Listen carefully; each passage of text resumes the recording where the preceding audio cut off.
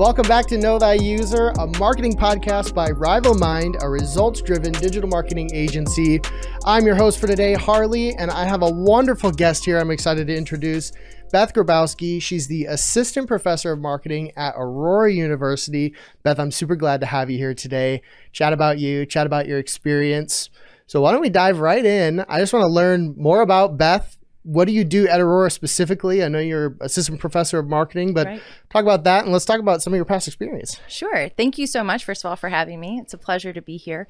I think I'll start in the Wayback Machine. I love being on a college campus. I really enjoyed my college experience. I had the opportunity to go to Northwestern University, and I always like to remind my students of this story and that I was actually accepted to Northwestern as a theater major. And I got there and realized that that was not going to be my ultimate career path, and quickly switched to radio, TV, film. And after a year of that, I realized maybe that's not exactly the right fit for me, and eventually moved into communications and economics, and really had the opportunity that shaped my future career, the next 15, 20 years of my career, by going to a seminar about sports marketing. And I think part of the reason I went into theater and radio, TV, film is because I love those things, right? And I wanted to see, are there jobs in this that I could do? Yeah. And while there wasn't a great fit there, I had the opportunity to go work in Northwestern's athletic department. And I'm originally from South Bend, Indiana, so college sports is what I was born and bred on. And to learn about the business behind it and all the different job functions that need to happen in order for college athletics to thrive. And so that opportunity then led me to an internship at the University of Miami, Florida, and their athletic department. Upon graduation, I got to work for a sports marketing company in Dallas, Texas, Learfield Sports. And then, but again, that college campus came calling, and Northwestern had an opportunity back in their athletic department. So I went back there and worked in the marketing department there for 7 years, working with all different 19 of their athletic teams. Wow. Yeah, it was a wonderful experience. During that time, I also had the opportunity to go to business school there and really got into the marketing side of things and really fell in love with that topic. Yeah. And from there transitioned to the Chicago White Sox, where I worked again for 7 years, working in various functions there, from the corporate partnerships into data analytics on the business side, overall marketing programs. And from there, moved on to Shed Aquarium, where I worked as their assistant director of marketing for a number of years. And then at about that time, or through all of that, I also had 2 kiddos. And at that time, the commute was a lot for me. I bet. Coming from the western suburbs, downtown, and my kids, as I say, they're at an age where they actually want me around. And so I wanted to capitalize on that as much as possible. And one of the things I had done prior to getting married and having kids was I taught at night in Northwestern's School of Professional Studies. They had a sports administration program that I taught in, and I absolutely loved it. I loved the teaching, loved the students. So I, after being at Shed for a couple of years, wanted to see if maybe teaching might be something that I could get into a little more full-time. Yeah. And this frankly magical opportunity came across for me at Aurora University, where I've now been, I believe this is my 4th year. The pandemic made things accounting a little weird, but I've had the great fortune of teaching students at Aurora University now, going on to my 4th year, I think. And while in the marketing department, we teach all range of classes and courses. Sort of the area that I tend to focus a little bit more on is on the consumer behavior, marketing research, consumer insights side of things. So that is what I try to share. That is my joy and excitement that I get to share with my students. Yeah, that's awesome. It's funny that you specialize in kind of the consumer behavior, because I think there's so much that can be leveraged in the digital space. And I want to talk about that a little bit, because we're all about at RivalMind all about digital and online presence and how to get people to do things that you want them to do online. And with the pandemic, business has shifted to a ton online, and there are businesses that have just simply been built online because people have migrated to not having to go to the store. So that's a lot of fun. One of the things that I'm interested to know, because I read the Chicago Business article on you, the 37 under 30 or 40 under 40, I think it was the list that you're on, and just your time at the White Sox and how you really seem to transform what was going on in the back office based on the information that you were using. Can you kind of tell me about your experience at the White Sox and some of the stuff that they were struggling with and how you helped them? Oh, it certainly wasn't just me. I had an amazing team of great colleagues and coworkers. And here's the thing with sports. Sports is a tricky field to work in from a marketing standpoint, right? As I say, the typical marketing, there's 4 Ps, right? One of the Ps being product. And when you work for a sports team, you don't really directly control the actual product, right? On the field or the court or whatnot. You get to control a lot of the other aspects around it, whether it be the promotions, right? The game day atmosphere, those kinds of things. And so it can be sometimes hard to tease out the impact of what you're doing from a marketing standpoint, right? From a promotions, the other Ps, the pricing standpoint, and those things with regards to the overall, ticket sales, etc. And so really, I, as I always was my honor to really be more of just the hub of all of these great ideas that we had all throughout the front office, and being able to pull them together and sort of pull them all together to share back out. And so really understanding and using the data that we had available, as with tickets, it used to be you went up to the box office, right? And people still do that, right? And we'll pay perhaps even in cash. I'm not sure if places are accepting cash now still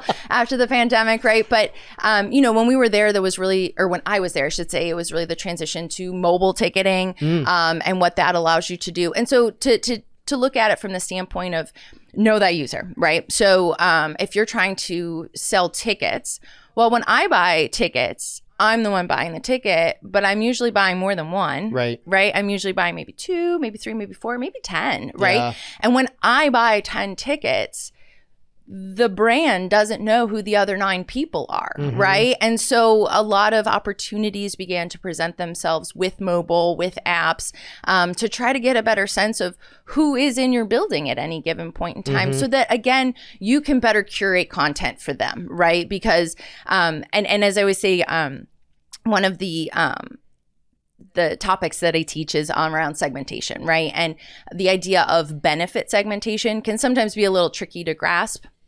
And for my students, and the example I always give is you can take a baseball ticket, right? And for one person, the benefit they get is being able to see their favorite team, right? But for someone else, the benefit they get is being able to spend time with their family. And for someone else, the benefit may be, spending their bachelor party together, right? With their friends. And those are very different benefits, right? That they're pulling out of that same product, right? That baseball ticket. How do you cater to all of those different benefits in one experience? Exactly. If you don't know who's all there, right? And to try to better understand why they're there. So that was a lot of what I got to dig into and really try to understand to the best of our abilities. And again, just worked with a tremendous team of really bright, energetic, and thoughtful people. Yeah. Great opportunity. Awesome. So in the realm of collecting data and the behavior of buyers in the park, for example, what kind of systems or what kind of things did you do with the data? How did you leverage that data to actually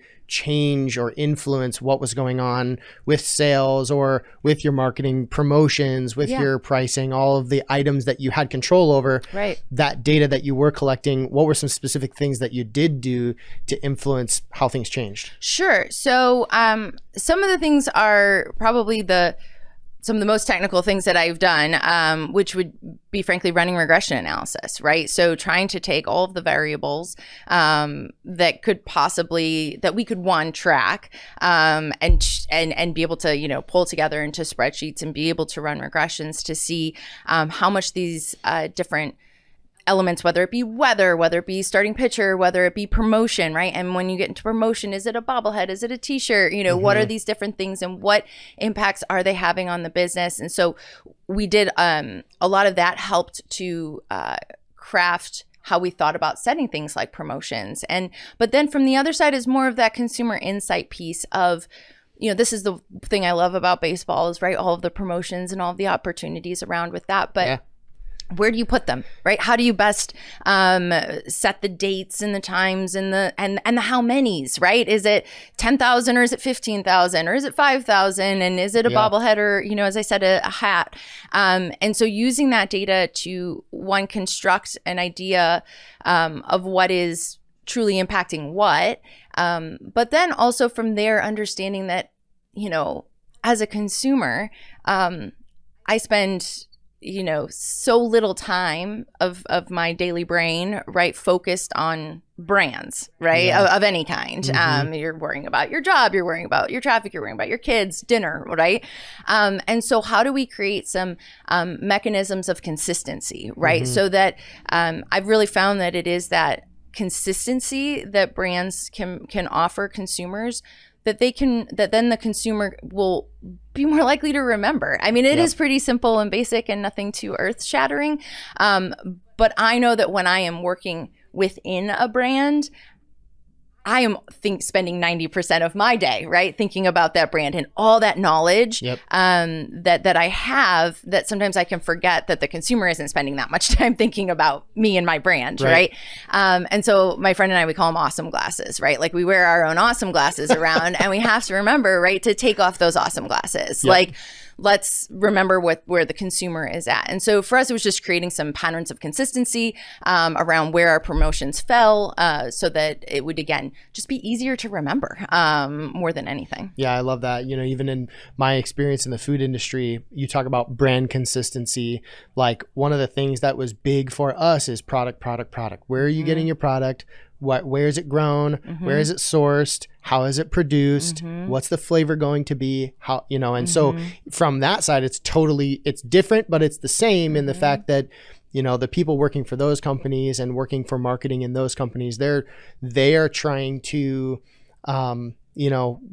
get that instant recall of, oh, I need baking soda. Yep. This is the company. Right. This is the guy I'm grabbing off the shelf. Right. Oh, I need chocolate.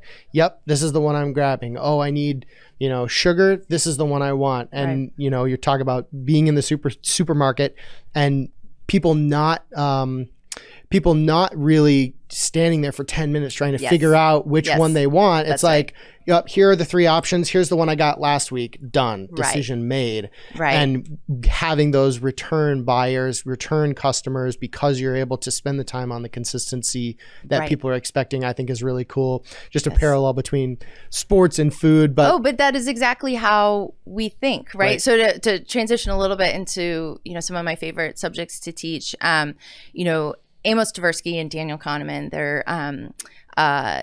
Daniel Kahneman, they won a Nobel Prize in economics, actually, but they're psychologists and wrote a lot about decision-making, right? And these heuristics or decision-making shortcuts. And one of the things that it's in the book Thinking Fast and Slow by Daniel Kahneman is this idea of system one versus system two thinking, right? So system one is a sort of automatic thinking that we don't spend a lot of effort, right? I say 2 + 2, you say 4, right? There's not a lot of energy being, used for that, versus system two thinking, right? Which is this deep, effortful type of decision making.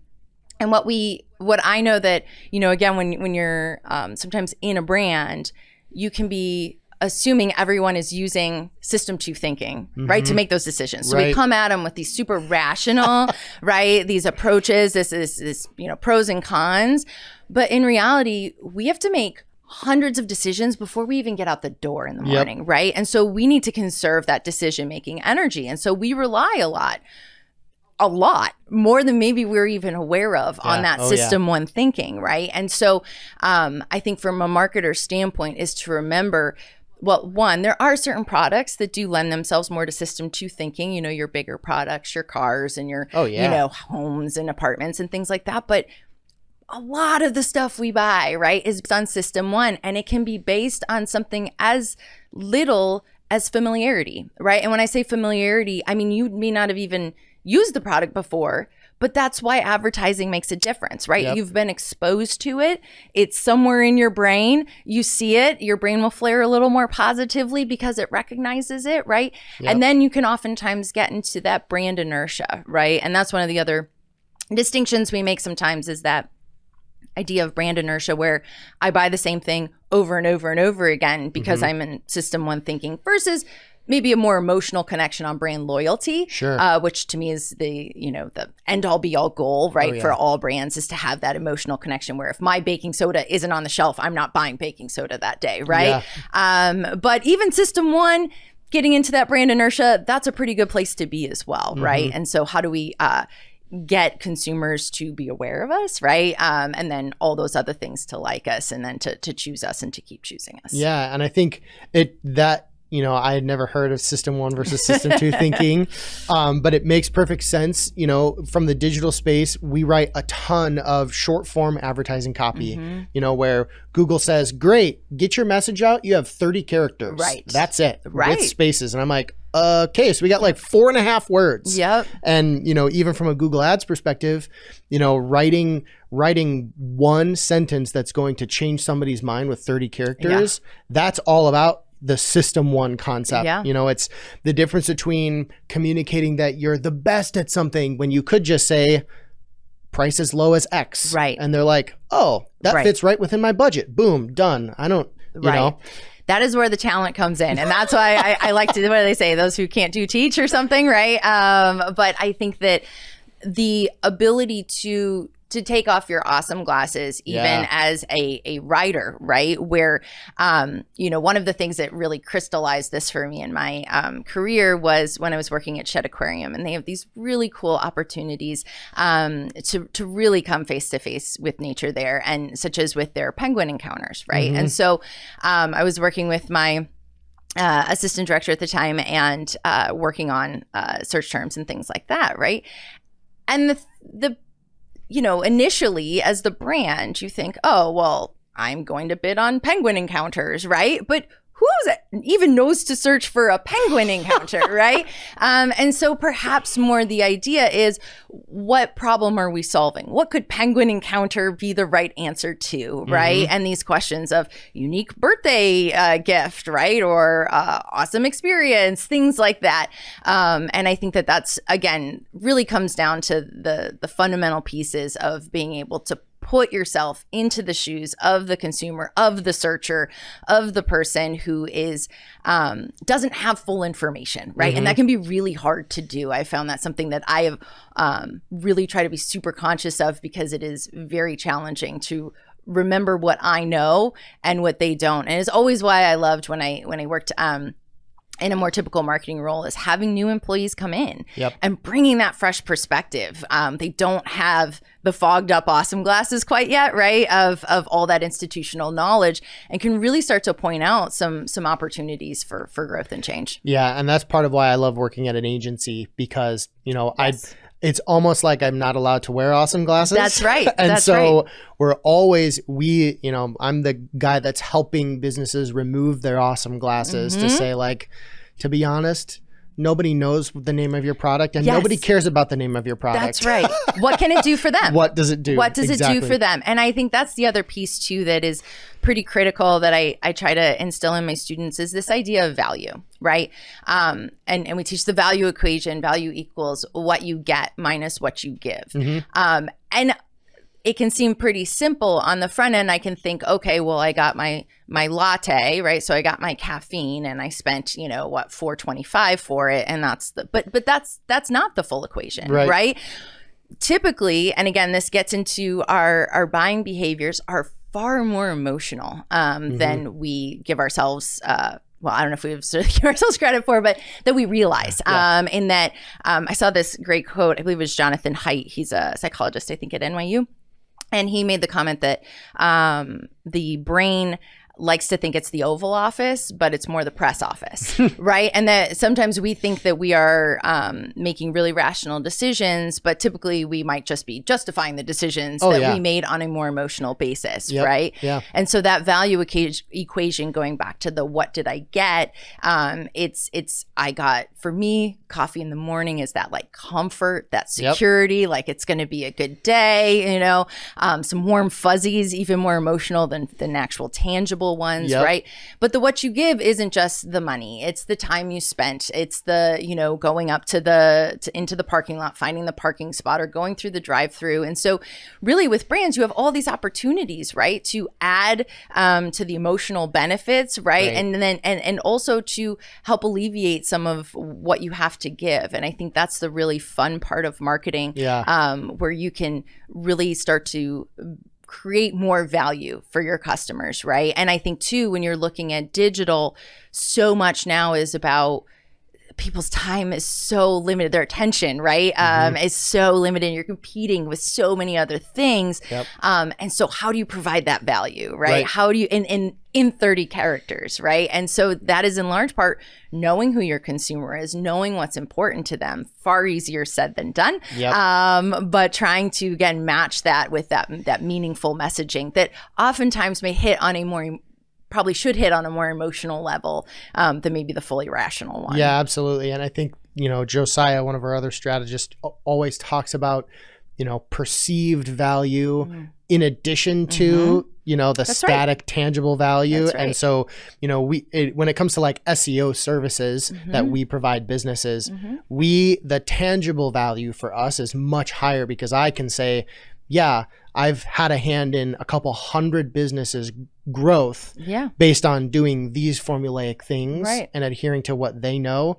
But their perceived value is, you know, I'm growing my business. I'm able to buy a car. I'm able to pay off debt. I'm able to hire another person along with I know somebody's taking care of my internet stuff. Is usually how it goes down in our world. Absolutely. I mean, peace of mind. I think that peace of mind and security can be the backbone for so many of the things. I mean, even just buying gas, right? Like it can be, yes, painful, right? Obviously but there's the peace of mind that I'm going to get from A to B and B to C. And so I think that is a huge component of a lot of our buying behaviors, truly. Yeah. And I love how uniquely different B2B versus B2C, how that environment changes, you know, the perceived value or the value of a B2C commodity or service, and then how buying decisions change when it's B2B, you know, because if I'm talking to our CEO and I'm like, hey, I want this new tool for my team, he, you know, the first thing is from him is, I don't care what this tool is or does. I want to know how much it's going to cost for you and your team members to utilize this tool. And then how is the business going to benefit? And then how is it going to affect my bottom line? You know, am I going to be able to have the Christmas party this year if I pay for that tool for you? And so from the business to business perspective, it's like creating the plan, creating the value, coaching the value into whether it's an upper or another business owner. And then for consumers, it's, you know, playing to the logical. Yes, you're going to get the gas you need, but it's in the same motion, it's convincing them or coaching them on why this is the best gas for your car, or how to know if you're putting the wrong type of gas in your car. Obviously, we don't want people to blow their engines up on the road, but you know, just simply, it's just, and I think that's why, and I'm going all over the place here now, but I think that's why marketing lures people in from all over, because there are so many different facets to learn and to master and to get good at, because you know, yes, marketing is about sales and it's about driving growth and it's about revenue, but it's also about providing people what they need and what they want. Exactly. And that's really where, to me, marketing is providing value. And you know, sometimes I know there's a lot of skepticism can be around the marketing industry, and some of it rightly so. But I think ultimately, if you don't provide value to your consumer, you're just not going to last very long, right? And that's a B2B or a B2C situation. And so I like to think of it, and maybe it's a little more altruistic side of things, that, my hope is that marketing is really about providing value. It's about solving problems. It's about helping our consumers get to where they want to be. And so again, sometimes it's about how we talk about our brands, how we talk about our services, again, to align with where they are at, and to help, again, solve problems, is really what I think is special about it. Yeah. So, all right. So I know we have a few minutes left. I want to ask you from a professor perspective. I know you have specific favorite, I guess, topics to teach on. You mentioned a little bit. Go a little bit more in depth on some of your favorite topics, because even like System 1 versus System 2, I'm going to use that in my next meeting. Sure. So I really, marketing research, I think, is super fascinating. And because it's so hard. And I think it was a Margaret Mead quote where she said, what people say, what people do, and what people say they do are three different things. And to me, that is the ultimate challenge, right, with marketing research. And I think that's what really makes digital so compelling, right? Because it's not just what people report. You are actually able to see what they do, right? And that can that provides so much wonderful insight. And I think from there, right, taking those insights and trying to understand, I'm always trying to even understand my own purchasing psychology, right? And being able to, again, provide that value. So one of the topics that my students especially seem to enjoy, and I think it's because we see ourselves in all of these, are decision-making heuristics. So again, these mental shortcuts that we use every day to get through the day. And because we can't sit and debate too long if I'm going to park in that spot or that spot, right? We need to just move, right? We need to keep going. And so, one of the ones that I think is kind of a backbone, if you will, of a lot of these decision-making heuristics is the concept of loss aversion. So loss aversion is this idea that I feel the pain of losing twice what I feel the pleasure of gain, which is that we really don't like to lose things. And so we see this everywhere in marketing as well.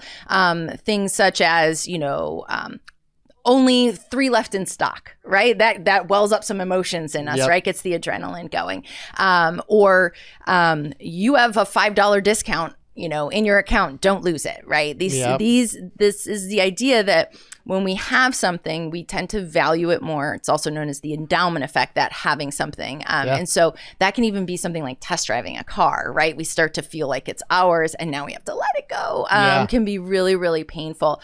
That can work for ideas too. That's why it can be often hard to change our minds about things, because we have to let something go, right?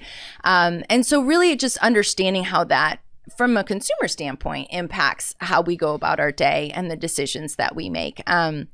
And so those, I think we have 20 or so different heuristics that we cover in my class, but there's probably there's definitely even more than that, right? That again, I think that brands will understand, and they need to, again, understand how our consumers are coming to the table, so that we, again, provide that path for them to help create that value. And I think that's, even just that simple concept of loss aversion from a business to business perspective is heightened, because the number one commodity, the commodity that most businesses are averse to losing, is money. And so when they have to pay for something, it's twice as painful to pay for that thing. And so, for any brand, it's how do you pose your product, service, whatever it is, as 4 times as valuable as the loss. That's exactly right. That's an interesting concept, because we talk about knowing the value of our service, and we talk to our clients about,